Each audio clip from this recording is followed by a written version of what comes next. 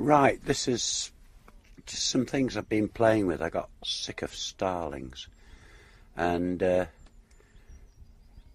was actually aiming for transparent balls at one end of this and coloured at the other with changing colours in between, but failed. I've got to have colours at both ends so far. As you'll see, as they go down, they change on the Z-axis, they change colour.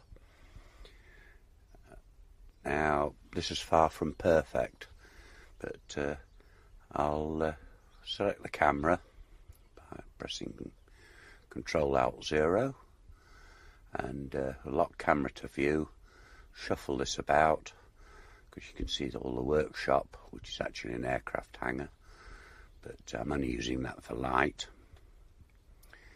And we shuffle everything about, keep shuffling until we're something like.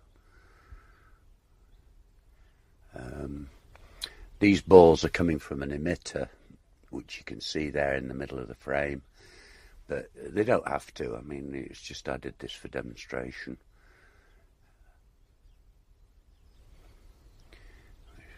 Move everything about until we're something like, so you can see what's going on.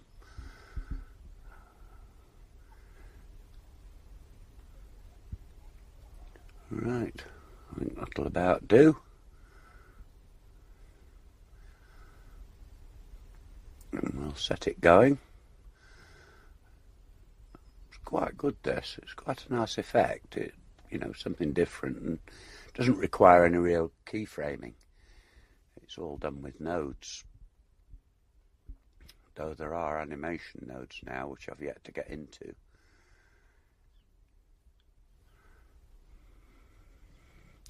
We'll pull this down. I'll show you the nodes.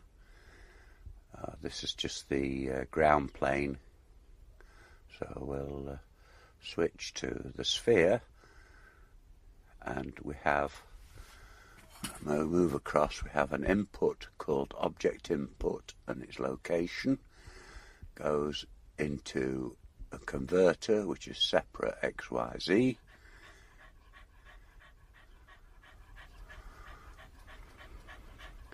That's that one. And then we have two maths nodes, and I'm never quite 100% confident with these. I know you have to have them, and they're usually in this sequence, which is multiply and add. And then we go into another converter, which is color ramp, and this is where it gets cunning. We set the initial to be black, but we could set that colour in the bottom to anything we like.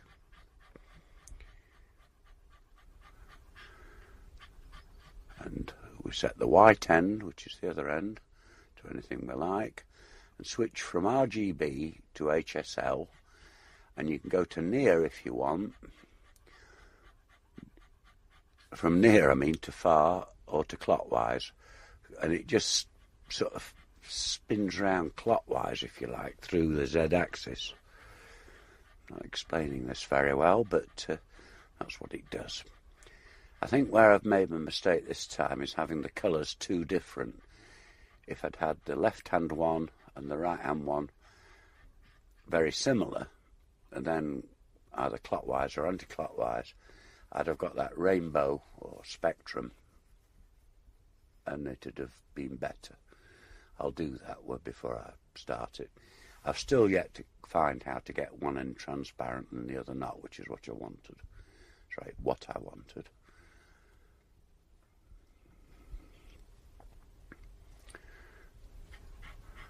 But you want less colour at the ends and more colour in the middle, sort of thing. And then just plug that into the principal shader, base colour, and an output, and you're away. Quite an interesting thing to do. I mean, what use it really is, I don't know. I am wanting it to, I wanted balls to climb up an Archimedes screw and fall out and change colour as they went, sort of thing. Not without this background, obviously. But the background's there for light, you don't need to have it showing.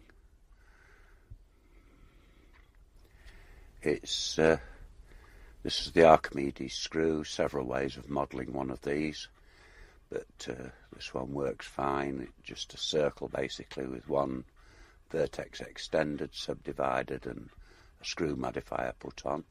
If anybody wants to know any more about this sort of thing, just ask and I can do probably a 10-minute tutorial to take to model something like this, but it's not like a big problem. The case is just a cylinder with the top chopped off. The big problem was that is